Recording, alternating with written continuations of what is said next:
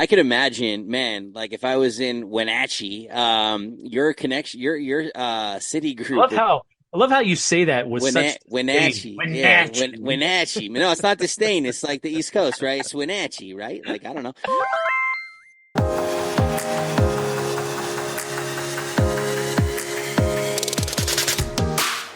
Welcome to the Christian Board Gamers Podcast, where we focus on Jesus, community, and board games.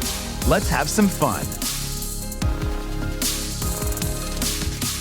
What is up, everyone? My name is Joe Bragg. Thank you for listening to the Christian Board Gamers Podcast. I'm joined, as always, by my dear brother, Ray. What's up, everyone? We are so excited to chat about Jesus, the Bible, Christian living, board games, and life in general. There's no telling where we might go, and we want to get right out the gate here, as always, giving a shout out to our sponsors. This episode is sponsored in part by Living Water Gaming. Their mission is to be the one-stop shop for Christian games and gaming accessories. You can visit livingwatergaming.com to learn more. And also, we're sponsored by Refocus Creative, which is resourceful video marketing solutions. Refocus Creative offers high-quality, professional video production services for any of your business marketing needs. You can contact info@refocuscreative.com. That's info@refocuscreative.com to schedule a free chat and discuss your media needs. Huge thank you to our sponsors. And in other news, we are coming fast upon the Game Changer board gaming retreat, which is April 5th through the 7th at Camp Living Waters in Luther, Michigan. This is going to be an awesome time. Super stoked. We just released the game library. We'll have a little over 280 games. Really pumped to throw down and play some great games with people. Also have times of prayer and worship and messages. It's going to be fantastic. The deadline to register is March 31st. Don't miss this. Deadline to register is March 31st. So make sure to visit camplivingwaters.org/game-changer. That's camplivingwaters.org/game-changer to learn more and register. Want to see you all there. I am so excited. Ray and I are super stoked right now to have Sam Healey joining us today. Sam and I met back in September at Grand Con in Grand Rapids, Michigan here, and Sam was one of the special guests at the convention. It was a great time all around. So Sam, welcome to the Christian Board Gamers Podcast. How you doing this evening, man? Thank you, thank you. I'm doing great. I appreciate the invite, and I'm glad to be here. Thank you. Yeah, well, Awesome. we're super stoked, man. Awesome. Well, man, this is a milestone, Joe. This is a milestone, Sam. Yeah. We are so happy to have you here for it. This is our 10th episode, and we 10. thought it would be sweet to have you join us to celebrate it. Yeah. And we're just so blessed to have you here, and thank you so much. And for all those who are listening, thanks so much for being here tonight as well. So I have to say, Sam, we just recently became Facebook friends, like 2 days ago. And I did a little bit of Facebook stalking, okay? So I got to be honest here. So I was Dial like, 911 right now. Yep.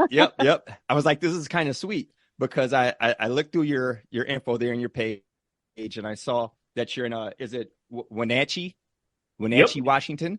Wenatchee, so you're in Washington. You recently got married a few years ago. Yep. And you went and saw Dune 2. Yes. And why that's sweet to me is because I just recently got married a couple years ago. Back in 2020, me and my wife got married. Yep. We just went on a trip last year to Washington for the first time, where we went out to Olympic National Park, did some hiking. It was beautiful, amazing. And I just went and saw Dune 2 as well. So, like, dude, we're best friends. We like all the same things. That's awesome, man. Now, I have to ask you, what were your thoughts about Dune? I cannot. Well, let me say this. I've never read the books. I have to say that first of all. Me either. I'm not a book reader. I don't read fast, and big books like that intimidate me. So, I'm with you. Yep. Full stop. But I did watch the original movie. I watched, the one that was like, seemed like it gave brain block to everybody that watched it, and then they had to release another one that had like another 15 to 20 minutes on the front end of it. They called it the director's cut, so that it kind of explained and set the scene for everybody that had never read the book and watched the movie and went, what's going on? So I watched that. hated the Sci-Fi Movie Channel's version of Dune. It just didn't feel like Dune to me. Watched the first new Dune that came out last year on, like, I think Netflix, I think is where it first came out. It didn't even go to the movie theaters. Maybe I could be wrong about that. But anyway, watched that, loved it. I was like, this is super cool. Loved all the actors in it. And then Dune 2, the second part, is amazing. Yeah. Okay. Yes. I mean, like, every way that I could possibly think of to describe the word amazing, that's what that means to me. It was just something else. Here's another cool thing about it. Listen, my wife hates Dune. She falls asleep every time we try to watch it. Every time she falls asleep, she can't stay awake. Okay. She stayed awake the entire time. Oh, that's amazing. On both parts. So, and then when I asked her how it was, she was like, it's not bad, which is like high praise from her. She hated it. That and Tron. She can't watch Tron either. She hates Tron. Okay. So that's pretty high praise from my wife. Like, so, the original Tron or like the newer Tron? All of the above. Oh, wow. Okay. Yeah, the Tron thing just doesn't reach out to her, just like Dune didn't reach out to her. Yeah. So, okay. Both of them were like no-goes for her, but she actually sat through and halfway enjoyed both of them. Man, so that's a huge. That's great. Yeah, my wife also falls asleep during any movie I ever try to watch. But I didn't take her to watch Dune. I actually went with some friends, and for somebody who didn't read the books either, I thought it was amazing. I loved it. I loved everything about it, the story, and thought they did a phenomenal job. So super good. I also like to thank you guys for not giving any spoilers away, because I haven't seen the second one yet. So thanks for not ruining any. Any I was just getting ready to talk about. Oh, good. Never mind. Yeah.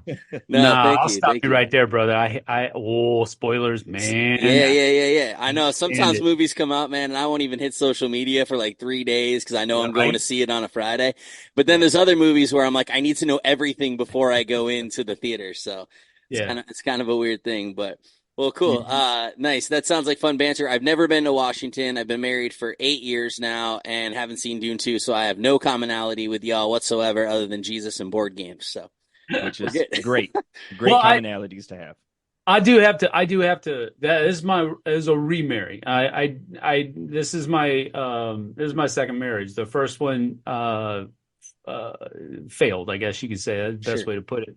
That was for 22 years. So okay. I'm not new to marriage, but sure. I think I got the one that God wanted me to have now. Yeah, praise God for that, man. Well, that's what's up. Absolutely. Good. Well, Sam, let's get right into it, man. You've been an influencer in the board game sphere for quite a while now. Would love for you to share a bit of your journey with us. And also it's usually something you'd ask at the end, but I want to ask you right kind of out in the beginning, like what also might be out ahead for you. If you could just kind of share where you've been, where you're going. Sure. All right. Well, first off, I don't like the word influencer. See, I probably should have cleared that with you before we got in here. Like, hey, are there any buzzwords you don't like, or? No, I'm not stressing about that. I just want to clarify. I don't feel like, and I never have really. If you listen to me, fine, great. Don't having the same point of view is a cool thing, because that's usually what people who have watched me in the past, I gravitate towards your opinions or that kind of stuff. Yeah. I never really, and I like giving voice to those kinds of things. Like I like giving voice to people who feel like they might not, or they might be in the minority or what have you. And with a certain opinion or anything like that. And I feel like that's what I've always kind of done. I've always kind of given voice to those people who might not feel like they're in the majority. I don't really consider myself an influencer. I mean, I guess we all kind of should in some way, shape, or form, because whenever we interact with people, we are influencing them, right? Yep. I just don't like, the way that word has been taken like Sure. I think people just take it too seriously. You know, Yeah. the whole influencer. I'm a content creator. That's what I call myself. Yeah. Mm-hmm. Whether it influences you or not, whatever. Yeah. That really, but I just create content, and that's where it goes. But as far as my history is concerned, with content creation in the board gaming sphere, that started back with Tom and Joe Stedman, Tom Vazel and Joe Stedman, back in when we all three of us lived in Korea.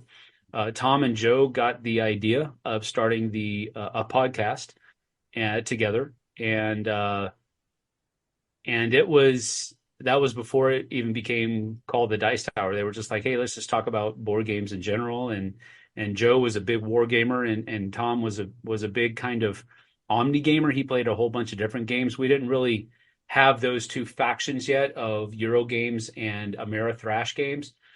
So they were just, it was war games versus board games, basically. So and I was kind of in the middle. I didn't really care if I was part of a podcast or not. Those two kind of ran with it.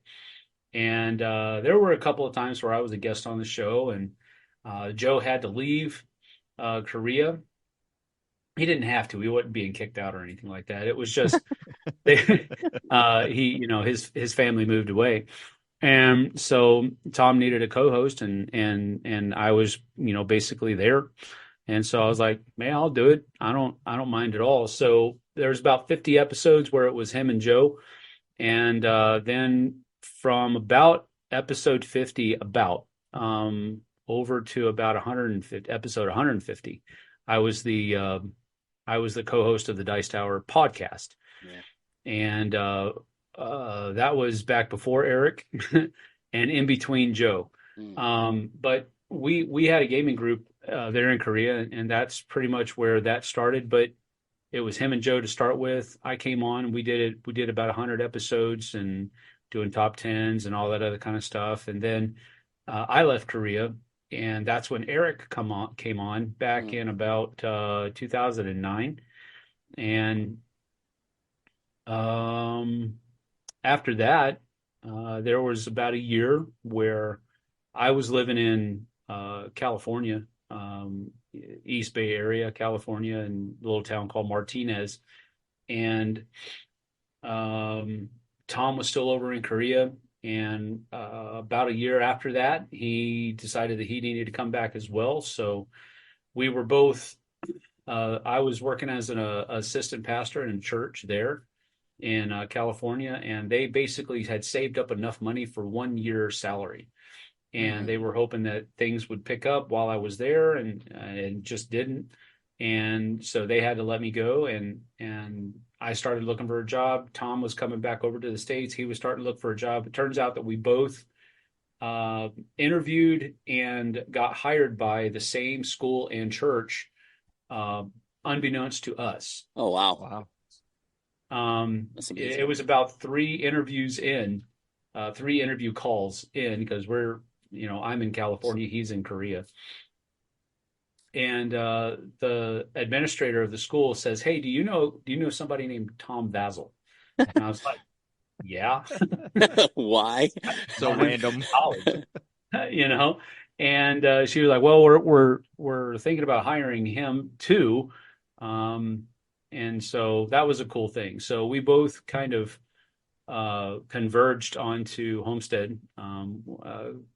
And he was teaching math, I was teaching Bible, and then he was the middle school youth pastor, I was the high school youth pastor. And so we started doing things again together, as far as just hobby-like type stuff, not really doing anything for the Dice Tower, but he had already been writing his own reviews and doing his own video reviews at that point. And I wasn't really even part of any of that, but except for the top tens. And then after that, he started getting the idea that he could do that as a full-time job. And so he started going down that path and started working towards that way. And that's when we really started doing top tens together. And then shortly thereafter, we brought Z Garcia into it. We had met him at a local gaming group there in Homestead. and I was, Tom basically didn't think that he could afford me, basically, and I was like, Right. dude, I'm making peanuts at the school. So, but that it worked that way for about a year, where Z came on, maybe it was more like 6 months, something like that, where Z came on full time with the Dice Tower when Tom decided to really kind of make that an endeavor. And then about after 6 or 7 months, I came on full time as well. In 2019, well, step back a little bit. 2018 in May. Well, maybe it was April, and May or April of 2018. That's when my ex said that she was going to be leaving me, and she's going to take the younger two kids with her. And I wanted to reconcile things, but that wasn't in the cards. December 2019, the divorce had become final, and so I needed to move because I couldn't be without my kids anymore. It had already been almost 2 years, and seeing my youngest two kids for a couple of weeks in the year, that's just not enough. So I stepped away. I quit the Dice Tower, stepped away, and Tom was really gracious. He allowed me to use a couple of those last convention trips kind of as networking things that I could go, and he didn't schedule me to be in the booths that much, and let me kind of have my own time to talk to companies and that kind of thing. And so I went to work for Mythic Games in January 2020. Was their U.S. community director. I do want to say it was a non-decision making role. I basically was just there to answer questions during campaigns and do video content for the games and stuff like that. I worked for them until May 2022, May 2022. Mm-hmm. And of course, they had to let me go because that was the beginning of their financial woes, and they were trying to trim the fat basically wherever they could. And so I was the first one to be let go in that whole process.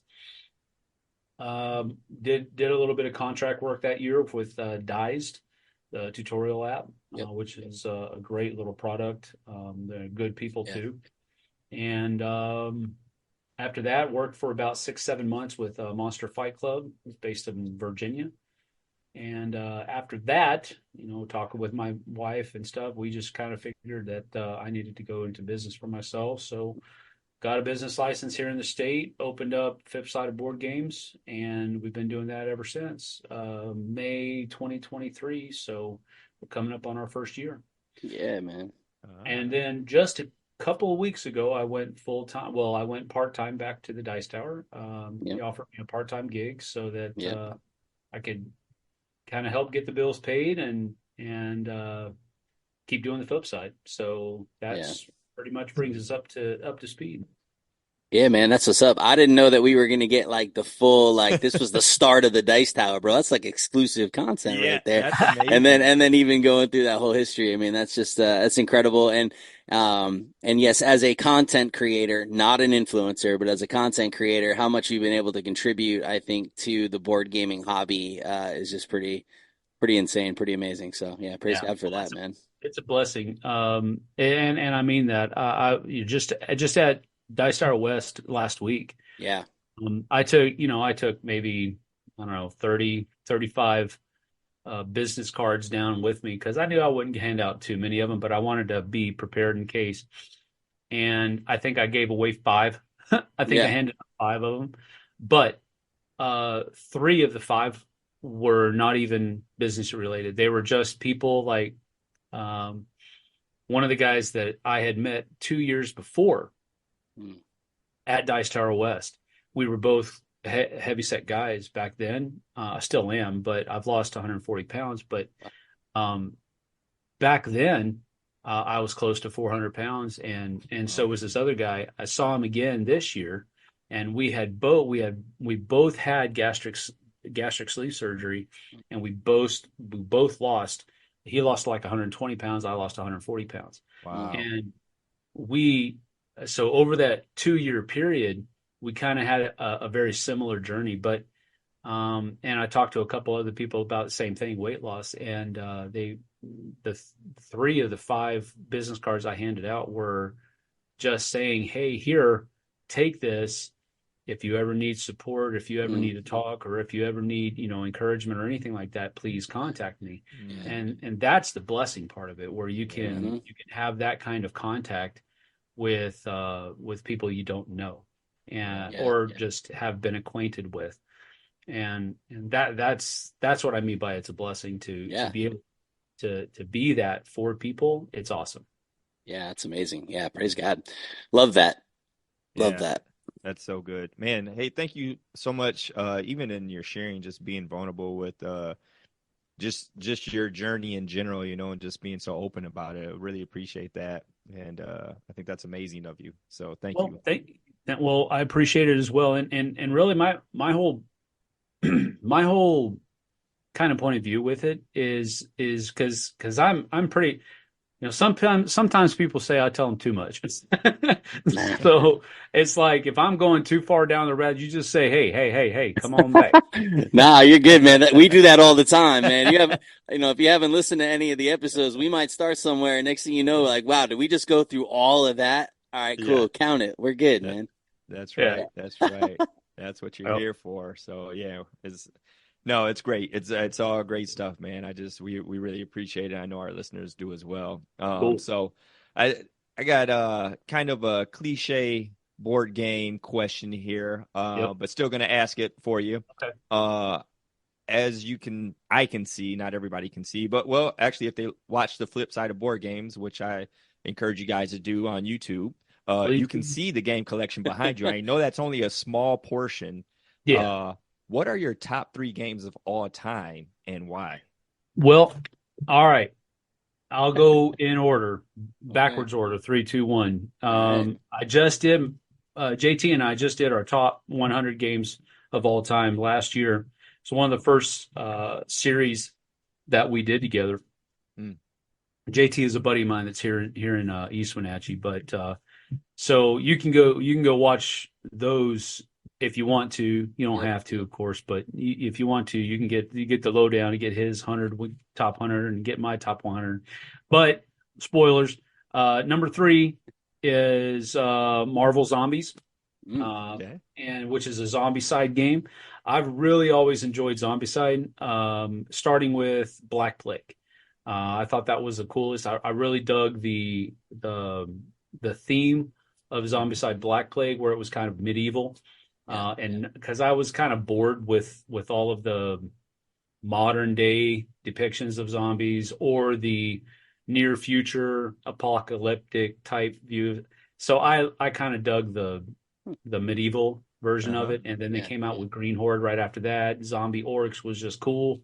So I've really enjoyed Zombicide for a while. Marvel Zombies just came out, and I'm a huge Marvel fan. Yeah. Okay. So I've been able to play it a few times since getting my copy. And then JT has like the all in everything, and the kitchen sink, including a bag of chips, that type of thing. And I haven't been able to play all that stuff yet, but I'm really looking forward to it. But anyway, my third one is Marvel Zombies. Number 2, my top 2 game of all time is a game called Memoir 44. Which is a game that's set within the Commands and Color system designed by Richard Borg. And it's all about, it's basically a scenario-based game where you and your opponent basically take 2 sides of different battles that actually took place during World War II. And I love the historical content that comes in the book. Each scenario has this historical background section that you can read through that explains exactly what's happening in that part of history, and I really enjoy it. So Memoir 44 is a great game. Love it. And my number 1 game of all time is Blood Rage. Blood Rage is right behind me. Wink. And that is a Nordic Viking themed game where it's all about taking your clan to honor and glory. And you're drafting cards that make your clan different than everybody else's, your troops different than everybody else's. You can hire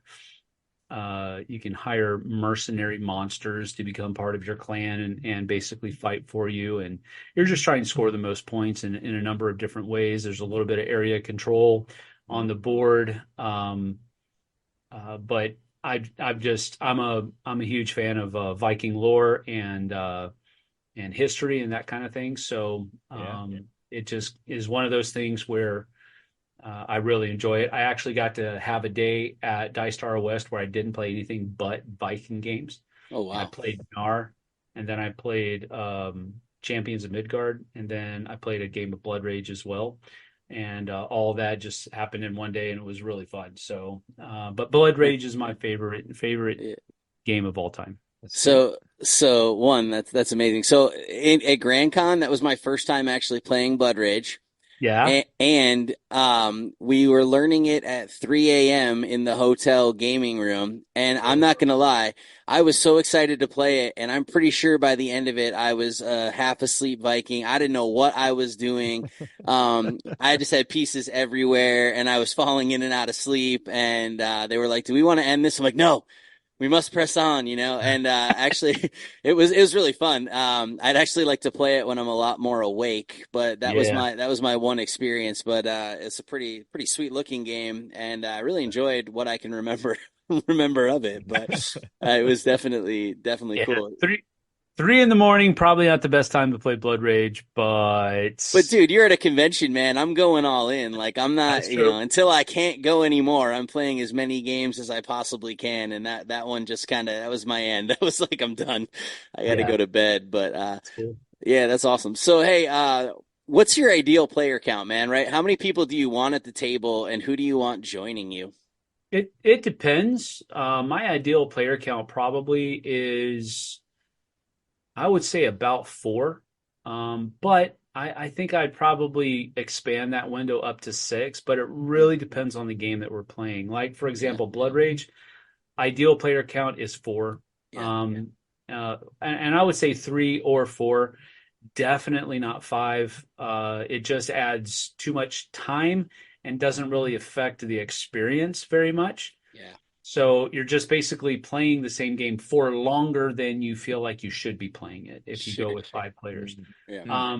But I mean, there's other games that, like, if I'm playing Deception Murder in Hong Kong, I want like 8 to 10 people, because that's when you get a really cool experience of all the different kind of roles that are in the game that the players will take on.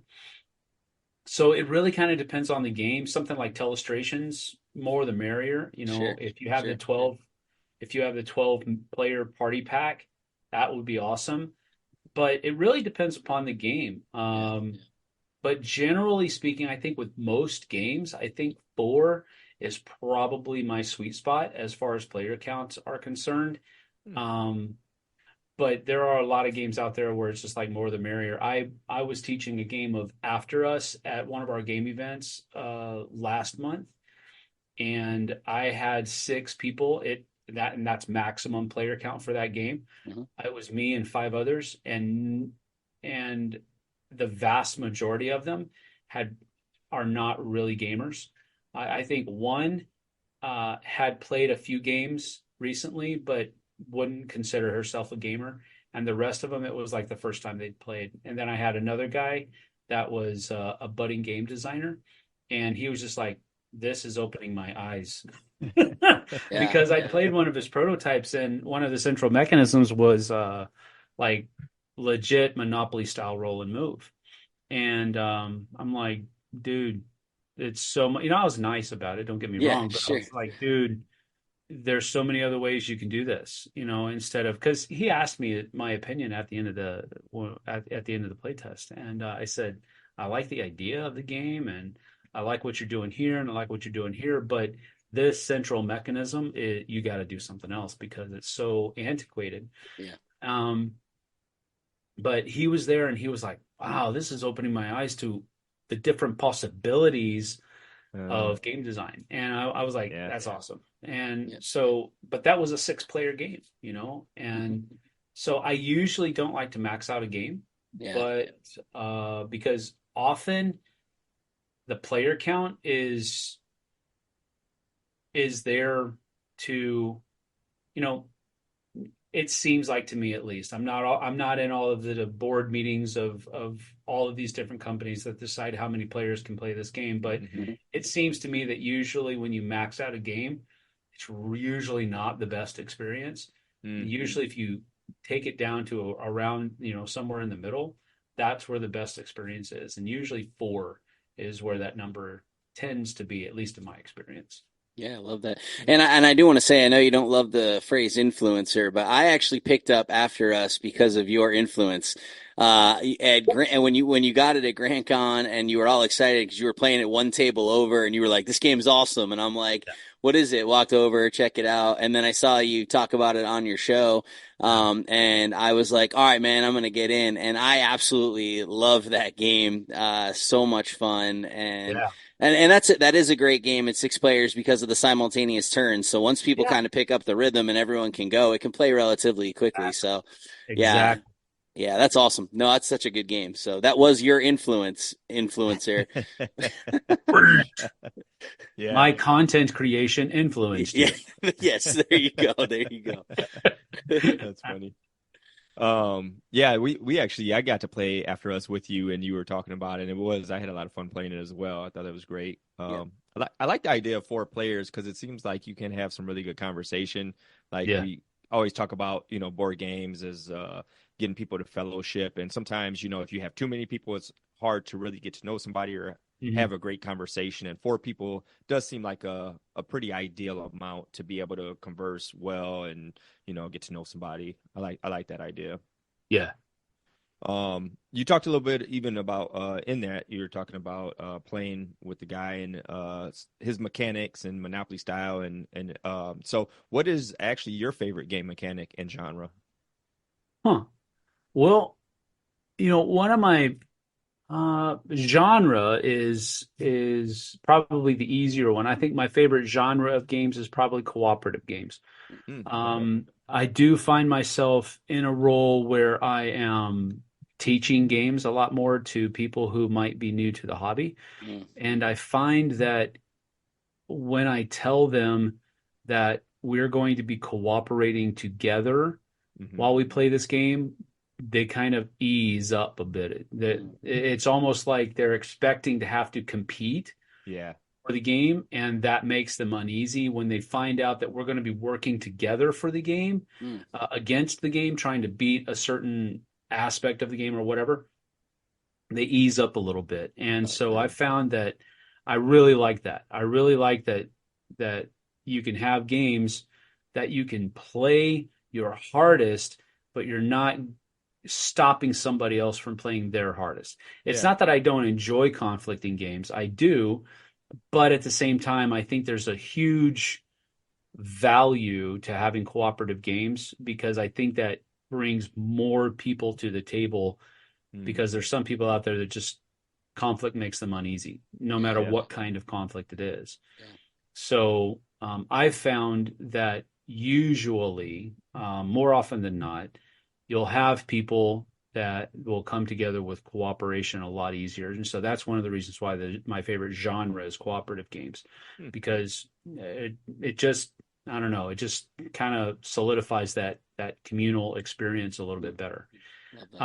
As far as my favorite mechanism, I don't know that I really have a favorite mechanism per se. I really enjoy drafting. I really enjoy card drafting, where, you know, you have a hand of cards and you take one of those cards to become yours, and then you pass those cards, and then the person next to you passes you another, and you choose another one. I really like that game mechanism. I guess that's called closed drafting. Open drafting is also fun, but I think I like closed drafting a little bit better. But I would say that that's probably, if you want to consider miniatures a mechanism, which I guess it maybe is, Sure. that would be enough. I really enjoy miniature games as well. Yeah, that makes sense given even looking at two of your top three were heavy miniature driven games. Yeah. So yeah, that's Right. awesome. Well, I mean, people have said, and they're not wrong, that Blood Rage could be played without miniatures. But Well, why would you though? The miniatures are so dope. Like, exactly, yeah, that's a quality of life thing, man. That's that's like, anathema. Exactly. yeah, It's not okay to think that way. yeah. Oh man, that's good. So, as this is the Christian Board Gamers podcast, we certainly want to discuss matters of faith, and a person's testimony is a powerful piece to the puzzle. I know you shared bits and pieces of your testimony already here a Yeah. little bit, but like, when did you come to know Jesus and start following him? Well, my mom, that she actually died when I was 10, but she was the one that led me to the Lord. She actually recorded it Wow. with those, I don't know, you might be too, I don't know, those machines that had a cassette in them and you could press record and it would record on them. Yeah. Ray might be too young for this, but Believe it or not, I'm older than I look. oh, okay, all right. But she actually did that. She Wow. was because she would talk to me frequently about that. And when I was in, I want to say it was first grade, but I'm not one of those. I'm not one of those Christians that can say December 15th at 3:15 and 53 Sure. seconds is the day I saw the Yeah, Lord. yeah, I can't yeah. do that. I'm with you. So I'm pretty sure it was my first grade school year, and my mom led me to the Lord Wow. with John 3:16, and I asked her what that meant, and she explained it to me, and I was like, well, that's what I want to do. Wow. That was when we were living in Virginia, Mm. and my dad was stationed at Langley Air Force Base in Norfolk, Virginia, but Norfolk, Virginia. I can't remember. I'm not gonna take time trying to remember all that. But that's when I came to know the Lord. But I mean, honestly, I've heard people say it this way. I was saved from a life of sin and debauchery at the age of 4. Yeah. That's not quite how it works, right? So growing up, I still had my growing pains, Yeah. just like every other person does. You do stuff and you do stupid stuff, and you got to learn from the stupid stuff you do, and then you don't learn from the stupid stuff that you do, and you do Yeah. more stupid stuff. And that's kind of my childhood growing up. My mom passed away when I was 10, and that left me and my dad kind of reeling. Me having lost my mom, and then my dad kind of got into a kind of a squabble with my mom's parents, and that was a little traumatic for me. And because all of a sudden, the people that I grew up as authority figures, they were all fighting each other, and so I didn't know what to do with that. Soon after that, about 6 months after my mom died, my dad gets remarried to a lady that had 4 kids, 2 girls and 2 boys. I went from being an only child to having 4 siblings. Wow. And they were people I just met. And on top of that, my dad gets stationed in Germany. So within 7, 8 months, I lost my mom, became estranged with my grandparents because of the squabble that they were having with my dad. And now I've got a new mom, or a stepmom, and 4 siblings that I just met. And so that kind of set off a rough patch where I was just like, okay, now I got to figure this out on my own. And it wasn't easy. That lasted for about a year and a half, and then my dad kind of came to his senses a little bit and got divorced from them, from that lady. Those 4 kids, I kept in touch with them because it wasn't all bad. We had our good times, we had our bad, but after that, spent about a year where my dad was playing the perennial bachelor. And there was a lot of times where some friends of his would drop him off on our front porch, drunk as a skunk, and I'd help him into the bathroom, and he'd collapse. And there was about a year of that was our life. And again, it wasn't all bad, but those are the things that kind of pop up. Yeah. My dad got remarried, and that kind of set us back to the same lady he's married to now. And it kind of got him back on track, got us back on track, kind of. But I was still far away from the Lord. Wasn't living for him, doing a lot of stupid stuff, just being a dork. That's the best way to put it. And one thing led to another, and that's kind of how I was throughout my middle school and high school years, just being a dork, far away from the Lord. Still saved, you once saved, you always saved. When you make that decision, you don't.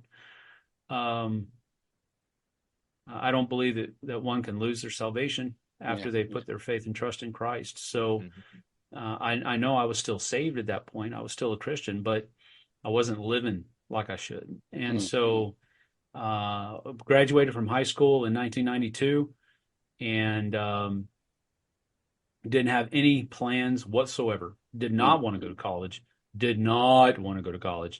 And but I knew I didn't want to be in my dad's house anymore. Not that we were really, having a rough go of it or anything like that. It's just that I didn't want to be under that authority figure anymore. Yeah. Moved back to my grandparents, my mom's, my maternal mom's parents in San Antonio, and it was kind of like a going home. That was always my hometown, and for a Christian not living as a Christian, that's like jumping from the pan and into the fire. If that makes sense, because my grandparents were well, they're the ones that raised my mom, and my mom was the one that led me to the Lord. Yeah.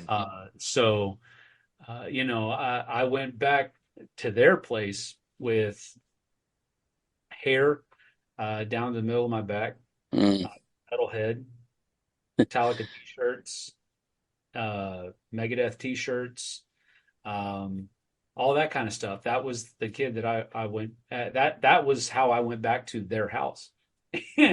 And pretty soon my grandpa was like, no, that ain't gonna fly here, brother. So, they, lovingly, they were not, they were not, mean or abusive or anything like that. Very lovingly, they got me back on path. Soon after that, I rededicated my life to the Lord. Started working with the youth at my church as a college-aged kid. I was just an assistant under the youth pastor, Mark Sowell, and was the youth pastor I was working under. And the reason I mention his name is because I don't know if you know Bubba Stallcup. Yeah, from Love Thy Nerd. Bubba Stallcup is in a city group with Mark Sowell. Okay. And Mark Sowell reached out to me about a month ago, and he said, "Do you know Bubba Stallcup?" And I was like, "Yeah." And it was just a really cool reconnection. But anyway, long story short, I know I'm tracking on long here, but yeah, you're good. Long story short, I'm playing. I get back into church. I get back into going to church. Get back into doing devotions. Get back into doing all this kind of stuff. Turn away from a lot of the other stuff. I'm still a metalhead. Don't get me wrong, but same. Theocracy is the best. Okay.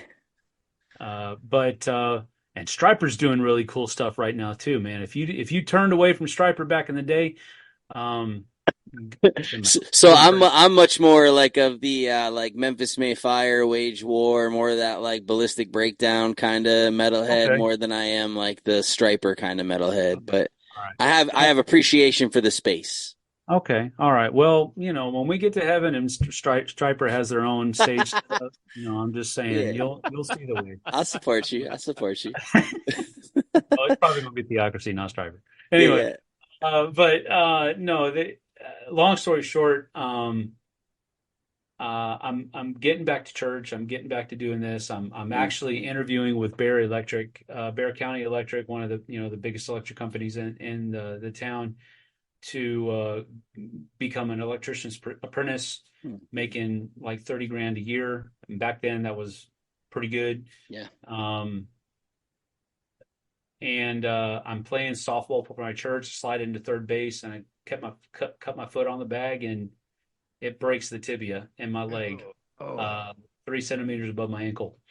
And so I'm in the hospital 2 days later, and my aunt calls me and says, Baird Electric called. They want you to come to work tomorrow. I was like, well, snap, I can't. And so the verse in the book of Psalms, it says, make me to hear joy and gladness, that the bones which thou hast broken may rejoice.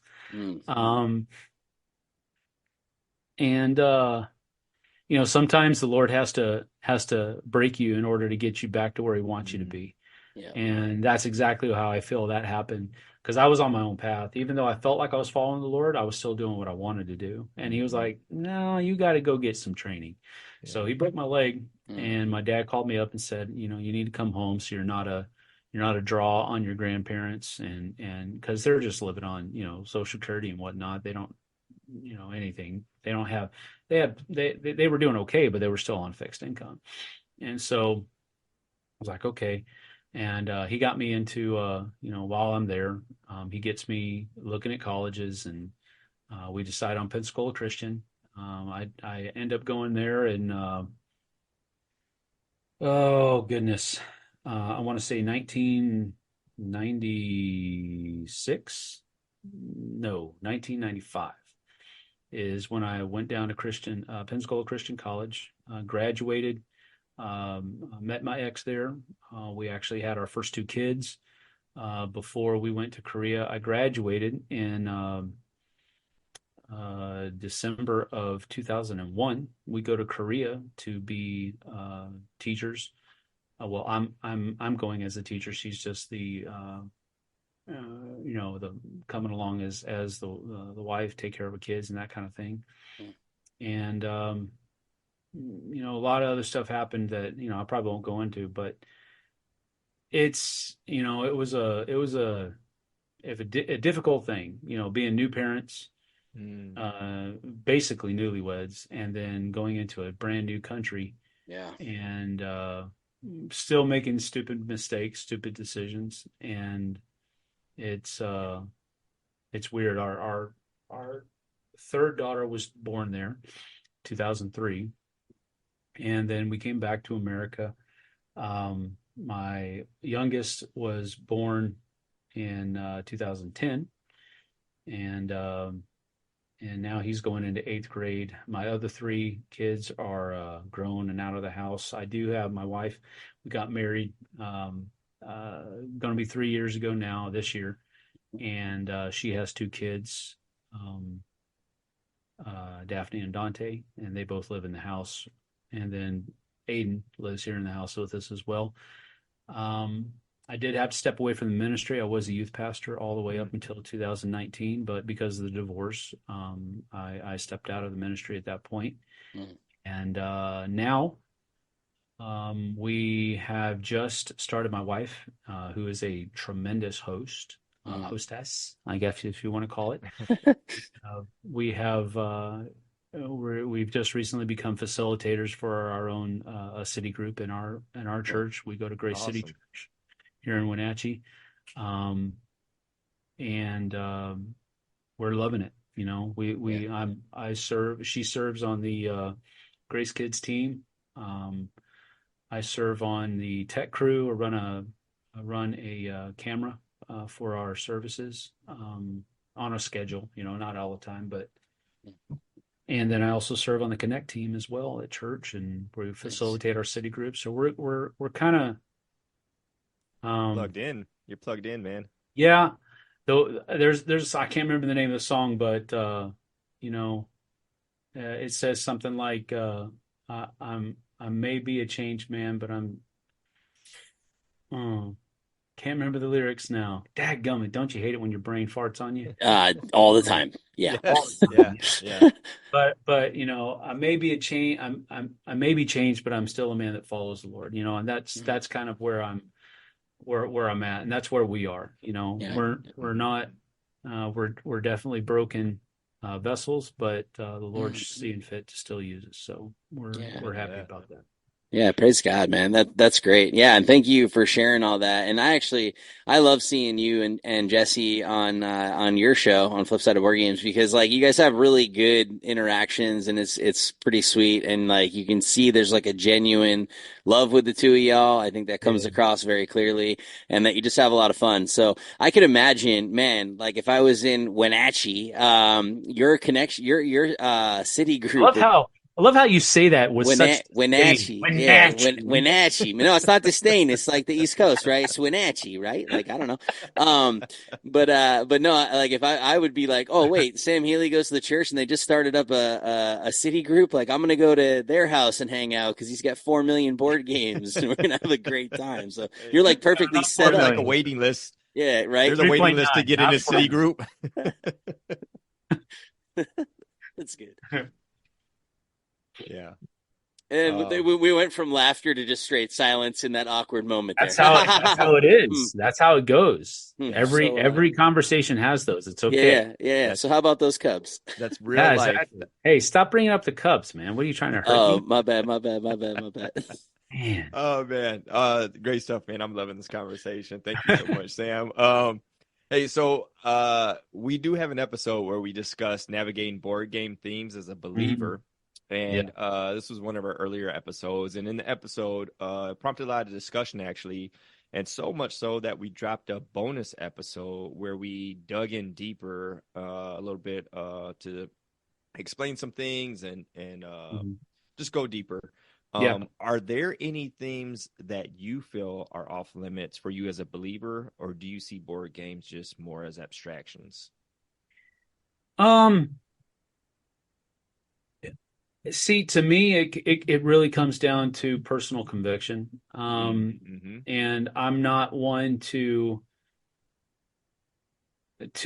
deal out my convictions as what other people should be convicted about. It's not that I don't want to share my convictions. That's not it at all. I just don't want people to think that, well, because he thinks it's bad, it is bad, or because he's uncomfortable with it, I should be uncomfortable with it. Yep. Absolutely. I think the principle of that Paul shares about the weaker brothers, it can be applied. Absolutely. Because you don't want to be a stumbling block for other people. And you don't want to, but I mean, I've seen some real extreme applications of that principle, and I'm not. I do want to say I'm not a fan of those extreme applications where, I've been, the college I went to, it was against the rules for us to go to the movies. It was against the rules for us to go off campus without other people unless we were of a certain age. Oh, wow. And I'm not saying that that's bad. I think there's a lot of wisdom in those kinds of rules, especially for college age people, quote unquote, spring break, if you need any examples, So I don't think there's anything wrong with that. I think that those are wise things, but at the same time, just because I have a problem with something doesn't mean that everybody else should have a problem with it. Yeah, correct. Absolutely. So with that in mind, there are definitely some clear-cut examples. I was just approached a few months ago by a company that wanted to talk to me about possibly previewing a game on our channel and making a preview video for their Kickstarter campaign and all that other kind of stuff. And I looked at the rule book, and I was just like, off, and it's really not even objective. It's just kind of a subjective kind of, man, this game's giving me the wrong vibe, And I just couldn't see myself being able to, for lack of a better term, sleep at night, and do a preview video, even if it's not a supportive preview video, if it's just like a commercial of here's this game, take a look at it, see what you think. I don't even think I could have done that. And so I had to tell him, no, I can't do this, because it was, I don't know, it just rung of a demonic vibe. And I don't want to flippantly use that word, because I think a lot of people do nowadays. And I don't want to flippantly use it, but this one is one of those times where I was like, yeah, I'm not liking this at all. So it took me all of 24 hours to email that guy back and say, I'm sorry, I can't do it. It's just too dark. And that's the theme that's the word that I used to him. And it was an accurate theme, because for me, games that go too far down that path are dark. Yeah. So as far as, do I feel like there are any off limits games? Well, I don't. Personally, I don't. I don't. Hopefully you can edit this. But... Oh no, we don't edit our podcast, Sam. Oh, okay, well, fine. You're good. We don't mind. Well, like you said, we don't mind the awkward pause. More dead air. Yeah, that's fine. That's fine. We fill it some way. See, no, we're filling it right now. I'm just trying to find the right word. Yeah. Sure. I don't think there's any theme out there where I would look at it and automatically say, no, I'm never playing that game because of that theme. Yeah. For example, I'll play, where is it? Rise of the Necromancers, and have a great time doing it. Mm-hmm. But there have been other games that have taken something like, wizards, or being a witch or what have you, and you actually have to recite an incantation as you're playing that card. It actually tells you what you should say. I'm like, that's a little bit too close for me, man. That's making me uneasy. I'm not liking that. But I'll play Rise of the Necromancers, which is the same theme. It's magicians, it's wizardry, whatever you want to call it. I don't know the right words for it, but it's different. There's just a different, that doesn't give me the vibe of, hey, I'm trying to instruct you in the ways of being a witch or a wizard or whatever. It's just a theme that's wrapped around it, just like any other fantasy themed game. So I'm looking around, I'm trying to see if there might be other ones that kind of stick out. Well, I mean, even, Viking themes. I mean, I've told people that my favorite game is Blood Rage, and oh my goodness, the looks, just the name. It's like Blood Rage, and they're like, oh, really? Oh. I'm glad I'm not in an elevator with you right now. Right.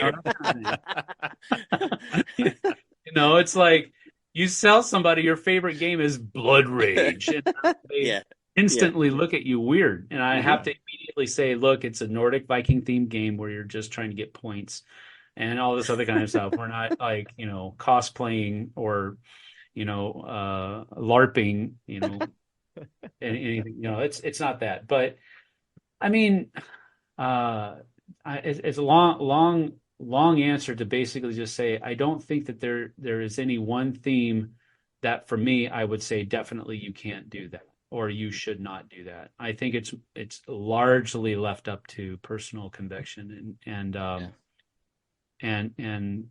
but keeping in mind that principle of the weaker brother, you don't want to be a stumbling block. So I appreciate the question, and I don't know if that was a good answer or no. It was great. Ultimately, I think you kind of stated the point that we got to in that episode. Ultimately, I think we landed at that same spot where we kind of were saying, it's up to your own personal conviction, and what is right for one person may not be for another. And, that's something that you have to go before the Lord and just seek the guidance of the Holy Spirit and what you play. Well, I do maybe want to add on to a little bit, because I think there is a lot of wisdom. A pastor that I worked under in Martinez, as a matter of fact. He was very, very careful about because I wanted to do board game nights at the church and all that kind of stuff, and he was very, very careful about what kind of games we were allowed to play at those board game nights, because there were people in the church. One of them was a deacon that actually had he had come out of an addiction to gambling. So anything that had the regular 52 card decks of the poker symbols, any games that had poker symbols in them, any games that where you had to bet or wager upon something else, like Wits and Wagers was a no-go. He didn't like that, because you actually had to go up and bet on what you thought the right answer was. And that was too much. That was too close to that whole gambling vibe. Bang the dice game. Or no, I'm sorry, not Bang the Dice game. Dice Town. Dice Town, where you have the dice that you're rolling that have the little poker clubs, and that was a no-go as well. Wow. So there's wisdom to that, because that's inside that weaker brother principle, right? And not being a stumbling block to where you don't want to flippantly treat somebody else's past trauma, so to speak. Because you don't see anything wrong with it. And that's what's part of that weaker brother principle. When you know that somebody else has a difficulty with it, don't shove it down their throat. You've got to be sensitive to that. And not that, they might be the stronger brother, but the weaker brother principle is that you're not gonna make them stumble back from what they've grown out of. You're not gonna be the stumbling block that makes them fall back into it. So I think there's a lot to be said there, but I really don't want to put my finger on one particular theme or kind of game or anything like that I think would be a no-go. But it's really up to personal conviction. Sorry. No, you're good. That was great. Yeah, absolutely. Kind of on the flip side of that, see what I did there? Do you have any favorite Christian faith-based games? Yeah, actually, I've got a number of them. Deliverance is one. Love Deliverance. It's a great game. Andrew Lowen's a great guy. And the game is a solid production, from artwork to component quality to content, because of the campaign version that's in it. That's probably a really good one. A new one also is Jerusalem, Anno Domini. That's a great one. Although it's kind of wonky, because you're like competing with other Christians to sit the closest to Jesus. Yeah. It's a stretch, but yeah. But that was a cool one. I know this guy that made a game called Meek Heroes. That's a pretty cool one. I know that guy too. Yeah, right? I look at that guy in the mirror every day. But other ones have been games like Nehemiah. Was a really cool game. It's like a worker placement game about rebuilding the walls of Jerusalem. Back in the day, you've got a really cool Carcassonne variant called Ark of the Covenant. It's put out by, what's the name of that game? Inspiration Games. And like a total, I don't even know if they got the rights from Carcassonne to do this, but that's exactly what this is. Oh, wow. Carcassonne, but it's just got an Old Testament theme slapped over it. Israel is a good one. That's basically like a pandemic type thing where sin is spreading in the nation of Israel. And because of historically how some of the kings were bad, it spreads more while they're during their era of time. And so you're trying to contain the spread of sin in the nation of Israel. Oh, that sounds terrible. One. Um, but those are the ones that immediately come to mind and that are still on my shelf, Yeah. Sweet. I like it. Those are pretty cool. Looking forward to Ezra and Nehemiah. Yeah, But same. that sounds like it's going to be a super heavy game. So I don't know if it's going to be down my alley or in my wheelhouse or anything like that, but I'm looking forward to giving it a try at least. Yeah, that's what's up. Yeah, I'm excited about it myself. I actually love Shem Phillips and everything Garfield Games has done for the most part. So I have my collection of their games are growing exponentially.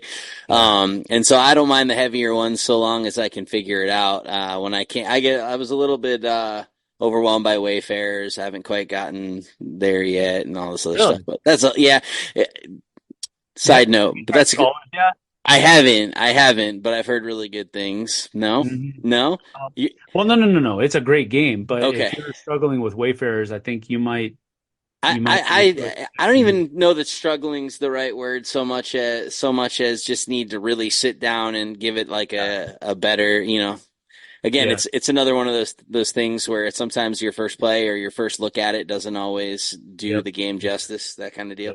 So I know I'll like it because I love what they do in general with their games. So cool, man. Well, hey, we're up against it. So Sam, where can people find you online? And give them all your digits. I am on Twitter or X, if you want to call it that. No. At Sam Healey 74 on Twitter or X, and then on Facebook. Sam Healey, Instagram, Sam Healey 6, I think, at Sam Healey 6 on Instagram. My YouTube channel is Flipside of Board Games. It might still be FobG : Flipside of Board Games.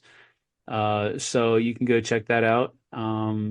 As far as YouTube is concerned, I also do some stuff on the Dice Tower now. I usually put out 2 videos every week for the Dice Tower now too. So you can go to their list and board, game reviews by Sam Healey or something, or reviews by Sam Healey, I think is the playlist over there. They can find stuff there.